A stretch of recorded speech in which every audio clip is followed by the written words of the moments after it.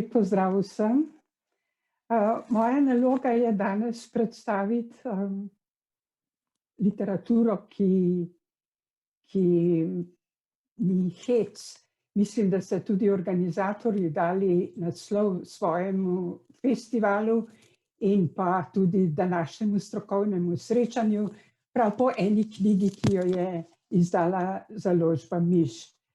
Glejte, problemski romani so v bistvu literatura, ki so izziv ne samo mladim, ampak tudi odraslim. In jaz vam bom predstavila samo problemske romane, ki so izšli v preteklem letu, morda kakšnega starejšega ali pa kakšnega že tudi letošnjega. Zato nekako upoštevam oziroma delam s pomočjo knjigometra Pionirske, Centra za mladinsko književnost in knjižničarstvo pri Mestni knjižnici Ljubljana. Nekatere teh knjig so pa tudi že predstavljene v priporočilnici bralne značke.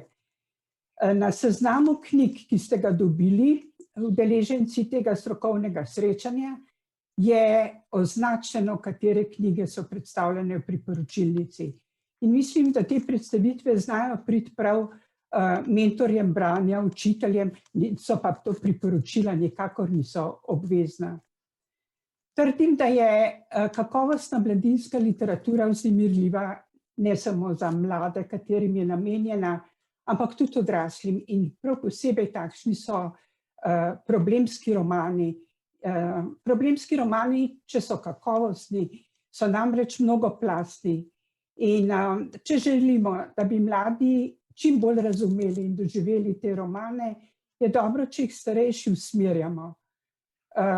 Nekako moramo najti čas za pogovor. In v tem pogovoru je zelo pomembno, da znamo prisluhniti mnenje vsakega posameznega mladega bralca. Kajti na ta način tudi mi odrasli veliko pridobimo. Problemski mladinski romani pomagajo pri osveščanju, pri razumevanju problemov. In lahko se tudi zgodi, da kateri od teh mladih bralcev prizna kakšen svoj problem. In mislim, da je to takrat naloga mentorja, da mu pomaga, oziroma če je to hujši problem, da ga usmeri tudi k strokovnemu delavcu. Kaj še? Mislim, da vsako poglobljeno branje dobre literature, dobrega problemskega romana, pravzaprav na nek način osvešča. Če pa pride takšen roman v rok terapevti, je pa res lahko knjiga v pomoč. No in evo, smo že pri prvih naslovih. In jaz mislim, da je dal tale roman Smrtni hec naslov letošnjemu festivalu. Zato tudi jaz najprej pokažem romane, ki obravnavajo smrt, samomor, žalovanje, pravico do žalovanja. In v prvih dveh naslovih, prvih dveh romanih je ob tem žalovanju prisoten tudi smeh. Oba glavna junaka sta namreč bodoča stand-up umetnika, že zdaj to počneta. Če ne bi bilo sveto povezano s smehom, humorjem, smešnim, vgrajeno v našo civilizacijo, potem ne bi bilo teh festivalov, teh karnevalov in tako naprej. Ko se človek, in to se v obdobju mladosti, adolescenci zgodi, sooči s svojim koncem, svojo smrtjo, mislim, da je potrebno kar nekaj humorja, da potem polno lahko živimo do tega usojenega konca. V tretjem romanu pa je deček še majhen in mu očka prikriva, to je naslov Sin, prikriva, da je mamica umrla. Toda deček to sluti in uhaja po pomoč v pravljico Mary Poppins. To je pravljica, ki mu jo je mamica pripovedovala, ko je bila z njim, ko je bila še živa. Sicer je stevardesa in je izgubila življenje v letalski nesreči. V tem romanu očka prikriva sinu mamičino smrt in mu tako tudi ne dovoli žalovanja. Deček pa čuti, da je mamica umrla in skriva svojo žalost pred očetom. Kakšen paradoks, ki je v bolečino obema. Torej, romani poudarjajo, kako pomembno je, da se soočimo s smrtjo in pa da imamo pravico do žalovanja. Tudi tale roman Nasvidenje, Lara, opozarja na te stvari. Sestrica dvojčica ne sprejme sestrine smrti, dokler ne razišče, v kakšnih okoliščinah je umrla in zakaj. In seveda, ker je to delo Igorja Karloška, je v eni plasti tega romana kar nekaj kritike na sodobno sodstvo, policijo in tako naprej. V zadnjem času je bilo veliko govora v strokovni javnosti o tem, ker je umaknjen dnevnik Ane Frank iz učnega načrta.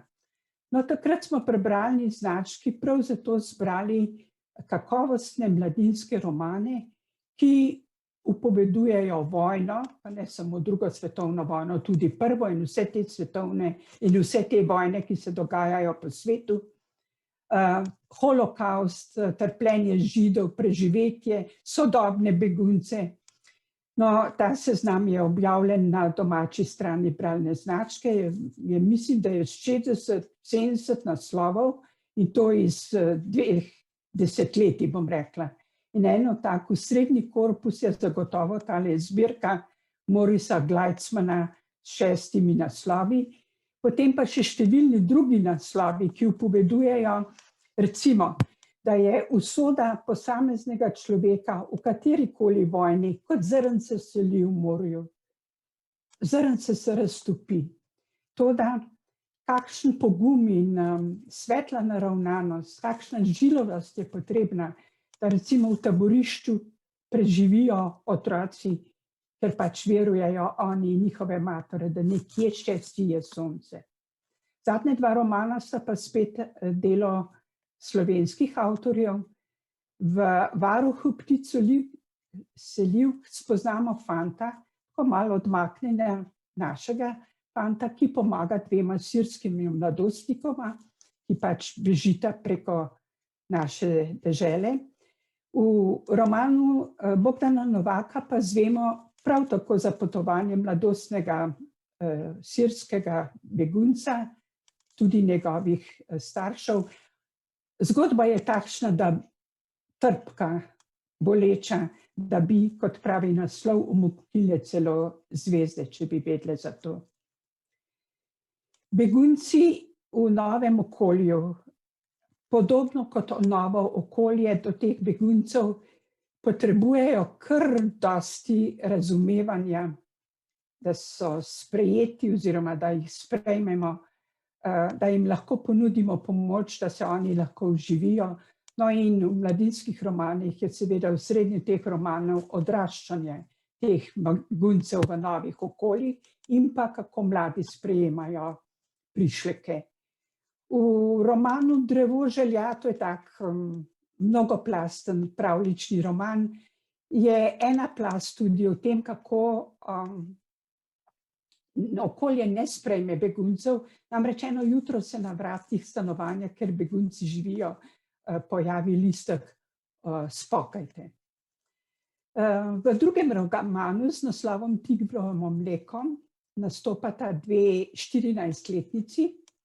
Ena je Nemka, ena je sirska begunka, dogaja se v Berlinu, predvsem v enem delu mesta, kjer živijo predvsem migrantje, kjer so revnejše družine in vsaka teh družin ima seveda še svoje probleme.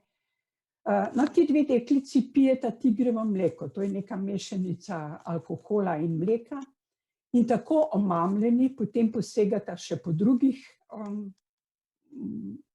substancah, družita se s podobno zmedenimi, ranjenimi, nekontroliranimi otroki, zbirata zelo hude, vstopata v zelo hude dogodivščine, nevarne, hočem reči, in pa seveda tudi v spolne izkušnje. Zlasti en roman, ki da misliti, po njem je posnet tudi film. Srhljiv je tudi roman Train Kids. To je govori o mladih iz različnih držav Srednje Amerike, ki z vlakom potujejo preko obsežne Mehike v Združene države Amerike, kamor so se že njihovi starši preselili pred leti za boljšim kruhom, za boljšim življenjem. Svoje mladoletne otroke so pa pustili pri starih starših ali pri sosedih. Toda dolgo časa se starši ne oglasijo iz Amerike, zato se mladoletni otroci sami odpravijo na pot. Srhljivo je, ti otroci nimajo ničesar več, da bi lahko izgubili oziroma da bi jim vzeli, pa vendarle so na tej poti čez Mehiko, to je ilegalna pot, tarča mnogim tolpam, ki jim strežejo po tem malem, kar sploh še imajo skrito pri sebi in tudi po življenju. Gremo zdaj k naslednjemu sklopu tematik. V mladinskih romanih je prisotna tudi družbena kritika, namreč mladi odraščajoči so kritični do dogajanja v sodobni prevladujoči kapitalistični družbi. Nekaj je, kar vlada govori oziroma skuša udejanjiti, drugo je, kar se dejansko dogaja. Mladim, ki imajo odprte oči, absolutno to ni skrito. V drugem romanu, Da dam se vam, skupina mladih organizira demonstracije zelo na sodoben način, snemajo videe, delujejo na družabnih omrežjih in sicer se upirajo tobačni industriji, ki jih hoče z reklamami pridobiti za kajenje. So pa povezani tudi z dvema starejšima, ki trpita za posledicami kajenja. Zelo angažiran roman. No, tretji je domač avtor, Mitrevski, govori pa o pomenu ekologije v najširšem pomenu besede, o potrebi po varovanju okolja, in to je nekakšna zbirka stripov in pa poučnih besedil. Dogaja se pa na naši veliki planini, ampak žal je takšnih velikih planin po slovenskem svetu in po celem svetu veliko in preveč. Sicer pa mladinski problemski romani upovedujejo probleme, ki so pravzaprav pristni, značilni za mlade v vseh obdobjih in vseh časih, zdaj v tem času seveda pogojeni in drugačni kot v preteklem času, toliko, kolikor so sodobni časi drugačni od preteklih. No, Čez potok, ne čez most, je zbirka izpovedi mladih, to je norveška knjiga, ki imajo zelo različne, pa na nek način tipične težave odraščanja. Te bolečine so pa še globlje, seveda, če imajo starši težave oziroma če mladi zaidejo v neprimerno družbo, v neprimerno okolje. V romanu Nataše Konc-Lorenzuti se znajdemo v terapevtskem taboru v hribih in v tem taboru terapevti skrbijo za mlade, ki imajo težave pri odraščanju, bodisi zaradi odvisnosti, duševnih motenj ali kakšne druge posebnosti. Zelo svetlo naravnan roman. Alternativni ukrep mi je pa všeč zaradi tega, ker deklica, ki zaide malo tako na stran poti, ne dobi kot kazen šolski ukor, pač pa je njena kazen, če tako rečem, ukrep to, da mora se družiti s starejšo gospo, ki je nepokretna, nekaj ur na teden se druži z njo, v družbi je. No, in med to starejšo gospo in deklico se splete zelo zaupen odnos. Starejša gospa deklico sprejema pač takšno, kot je, brez predsodkov, če rečem, in ji tudi med drugim pove, da je tudi ona, ko je bila mlada, imela malo težav z odraščanjem in da je pač zrelost to, da sprejmeš meje, da se vzameš v roke in da iz tega mladostnega, napornega obdobja pravzaprav zrasteš v ustvarjalno osebnost. No, odraščanje je toliko bolj naporno, ne toliko za otroke posebne potreb, ampak za družinske člane teh otrok s posebnimi potrebami. Vendar razumevanje in ljubezen zmorejo vse, sporočajo mladinski romani. V prvem romanu Naravnost za nosom ima fant samo prevelik nos, pa ga že vrstniki ne sprejmejo, ampak on se požvižga na to in splete prijateljstvo z deklico, ki je pa z drugačnih razlogov nekako odrinjena na rob te bleščečih mladostnikov, ki so in. No in z tega prijateljstva gre se potem tudi na eno zelo luštno dogodivščino, tako malo fantazijsko podprto in njuno prijateljstvo in ta dogodivščina torej potrdi njuno identiteto in se čisto dobro počutita. Mi je pa ta roman všeč na jezikovni ravni tudi, ker se s tem nosom veliko poigra.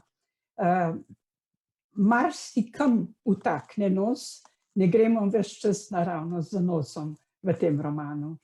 Vpi potiho, brat, prosita mama in sestra, oziroma sestra prosi brata, ki je dvojček, brat dvojček s posebnimi potrebami in kadar ima težave, to je otrok s hudimi posebnimi potrebami, namreč kriči.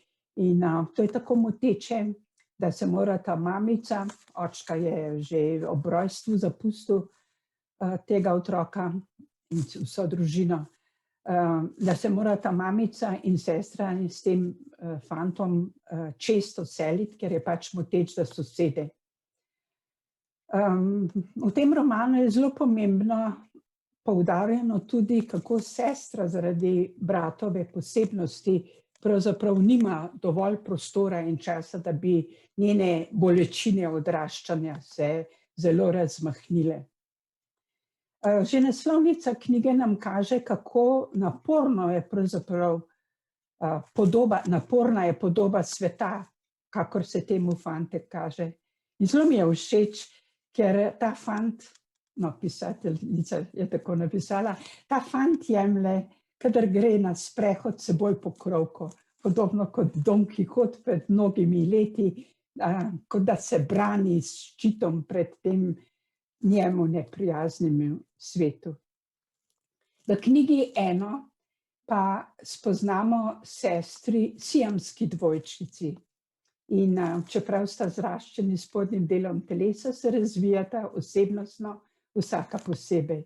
In avtorica tudi opozarja, kako hudo je za njiju, ko začnejo načrtovati, da bi jo kirurško ločili. Ta roman je podobno kot roman Zavetje voda, ki ga imamo prav tako od te avtorice prevedenega v slovenščino v ritmizirani prozi. Gre v bistvu za zbirko pesmi in ta poezija pušča mnogo praznih prostorov, tako da bralec lahko popolni besedilo in sporočilo s svojimi življenjskimi in bralnimi izkušnjami. Med novejšimi problemskimi romani želim opozoriti na Ni poti nazaj, na deklico, ki zanosi pri 14 letih, ne gre za nobeno spolno nasilje, zanosi s fantom, s katerim se imata rada, toda fant in obe družini priporočata deklici, da bi splavila, kajti deklica pri 14 letih ni zrela za materinstvo.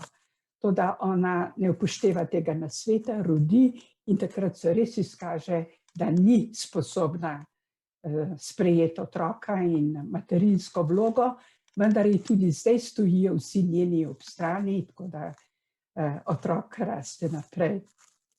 V Kriku, v tem romanu pa gre za spolno nasilje oziroma za zamolčanost spolnega nasilja in ta zamolčanost potegne s seboj travmo ki potem deklica tone z ene v drugo neprijetnih dogodivščin in alkoholizira se, jemlje mamila, skratka, lahko bi prišla povsem na stran pot, toda k sreči v adolescenci oziroma kot mlada odrasla začne na podlagi svojih dnevnikov pisati in napiše roman Povej. Ta roman imamo tudi preveden v slovenščino, govori o tem spolnem nasilju. Krik pa govori o tem, kako zdaj, ko je popisala svoj roman, svojo izkušnjo, predstavlja roman mladim bralcem v svojem okolju, Američanka je, pa tudi v Avstraliji in drugod po svetu, in kako mladi, ko slišijo njeno izkušnjo, pripovedujejo svoje težave in jih razkrivajo, medtem pa, ko se dogaja v marsikaterem okolju, da organizatorji srečanja v zadnjem hipu odpovedo srečanje, češ ne boš nam govorila o spolnem nasilju, kajti ne želijo, da bi vznemirjala s svojim romanom javnost. Ta javnost ima namreč prikritih vse polno laži, vseh polno nasilja, bodisi med štirimi stenami, bodisi v zakristiji in tako naprej. In na strani 160 do 169, vidite, sem jih fotokopirala, je krik, pravzaprav autorefleksija literature, mladostniške, kakovostne literature, ki zmore biti vznemirljiva do te mere tudi odraslim, da jo ne dovolijo brati oziroma govoriti o njej. To se mi zdi eno najmočnejših 6 oziroma 9 strani mladinske literature v zadnjem času. No, pa da se malo pomirim, še 2 problemska romana, ki sta za malo mlajše otroke. Tole bi že v 2. triletju osnovne šole ponudila mladim bralcem. V 1. dečka prav nič ne moti, da je njegov očka homoseksualec, medtem ko pa mamo, to se pravi, imamo od očeta, babico, strašno to iztirja. Roman sporoča, da mladim privzgajamo predsodke in tabuje ustvarjamo odrasli. Reči, ki jih ne razumem, pa govorijo o rečeh, ki jih res težko razumemo. Deklica, na prvi strani imamo v ilustraciji, vabi fanta, pridi k meni, se bova igrala kaznovanje. No, in deček pa uhaja mamici zaradi tega, ker mu ne dovoli, da bi se družil z njenim drugim partnerjem, s prvim, se pravi z očkom se je tako ločila, da ima ona namreč 3. partnerja, svatka zmešnjava in v tej zmešnjavi deček išče nekoga, ki bi ga imel rad, oziroma dovoljenje, da bi bil s tistim, ki ga ima rad. V sodobni problemski literaturi za mlade, to je literatura v glavnem za zadnje 3 letje osnovne šole, za srednje šolce in kot rečeno vznemirljiva za odrasle, je tudi veliko lažnih identitet na internetu in kaj to potegne za seboj. V laži, v tem romanu, se deklica zaljubi v fanta, s katerim je prav luštno, tvorno govorila na enem družabnem omrežju v Salingerjevem romanu Varuh vrži. Ko pa hoče fanta poiskati, se izkaže, da ga ni. No, tudi čez nekaj časa to dekle prejme paket zvezkov, popisanih zgodbo, fant se namreč izpove, je v zaporu in to pisanje spet pa njeno prijateljstvo pomaga nekako, da se izliže. Zanimiva se mi zdi Luzerka. Na kanalu,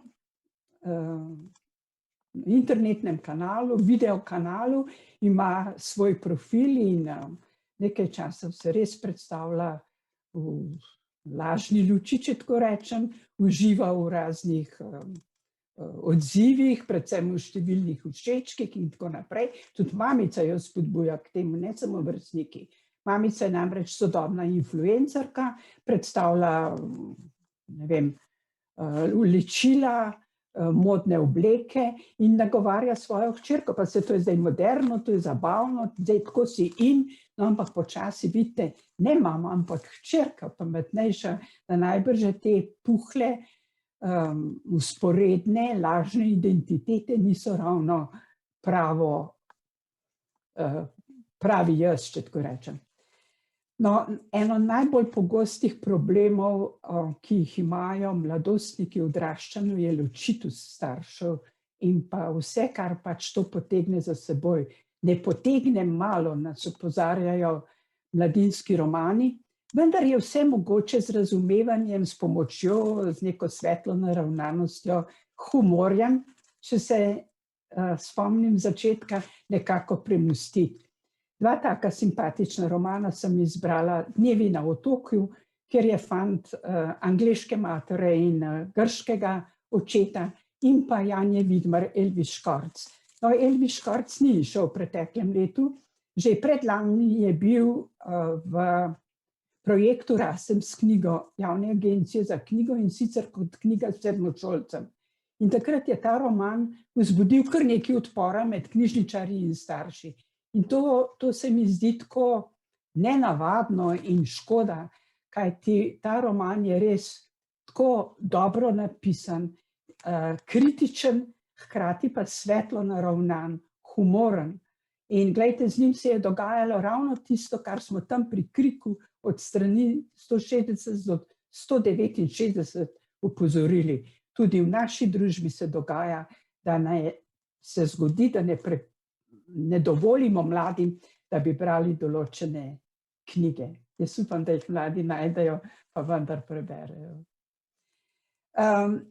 Če so drugačni otroci ustvarjalni, in takšni so vsi, če rastejo v ustreznem okolju, potem lahko ta drugačnost res se razvija v nekaj izjemnega. Na tem mestu bi pozorila na roman 35 kil upanja. Fantek nima več kot 35 kil in strašno je slab pri šolskih predmetih, toda odličen, kadar dela z rokami. Tri špehbombe pa že naslov pove, da imajo dekleta precej več kot pa idealno težo. So dekleta iz različnih družin, večkulturnost in one neke alzaške klobasice kuhajo in jih ponujajo in s tem tudi zaslužijo in potem se odločijo in odkolesarijo po vsej Franciji proti Parizu. Imenitno. Imenitni so tudi ti trije romani. Glejte, Gorila na Luni se mi zdi en najbolj kompleksnih romanov iz preteklega leta. Govori o dekletu, dogaja se na grškem otoku, to dekle spet je ločena družina, se slabo razume svojo mamo, je tudi slabovidna, okolje je kritično, neprijazno in dekle se rešuje v svoje fantazije, gleda na luno, spoznava tudi bogato zgodovino Grčije in vse te fantazije se mešajo in nekako pomagajo dekletu v tem napornem, kratkem in hkrati dolgotrajnem koraku v odraslost. Vesolje me slišiš je podobno, kot naslov pove, nekako zazrto v vesolje. Deček ločenih staršev, mama je bolna, psihične težave ima, tako da deček skrbi tudi zanjo, ima kužka z imenom Gagarin in snema pomembne zvoke na zemlji in jih pošilja v vesolje. Hkrati pa dela tudi maketo rakete in zveza nek festival raketarjev in se odpravi potem sam s kužkom in s to raketo na tekmovanje. Izjemno svetlo naravnan roman. Prav tako svetlo naravnan je roman Modra krila. Tu je starejši brat, otrok s posebnimi potrebami, velik, močan, toda kar se psihičnega razvoja tiče 5-letnik, njegov mlajši bratec je pa bister, zdrav in mora veliko pomagati mami, da starejši brat funkcionira. No, in nekoč najdeta mladega žerjava, ki ima poškodovano krilo in ne more leteti. In potem oba skupaj nekako zmoreta, da mlajši bratec natakne umetna krila in poleti, češ žerjav, poglej, takole se leti. Ampak žerjav ne razume, bratec si pa zlomi nogo. In vi boste pričakovali, da je zdaj konec romana. Nikakor ne. Pot se namreč zdaj šele začne. Na invalidskem vozičku se peljajo ta starejši brat s posebnimi potrebami, mlajši brat z nogo v mavcu in pa mladič žerjav, ki še ne leti. In potujejo daleč na jug, kajti tam na jugu je prijetno, je toplo in tam so tisti, ki bodo žerjavu pomagali, da bo poletel. V tem romanu je toliko lepih, ohrabrujočih misli, kot mislim, da jih kakovostna mladinska literatura vsem nam, ne samo mladim, tudi odraslim posreduje. Samo brati jo je treba, poglobljeno brati, razmišljati, se ji predajati. Hvala lepa.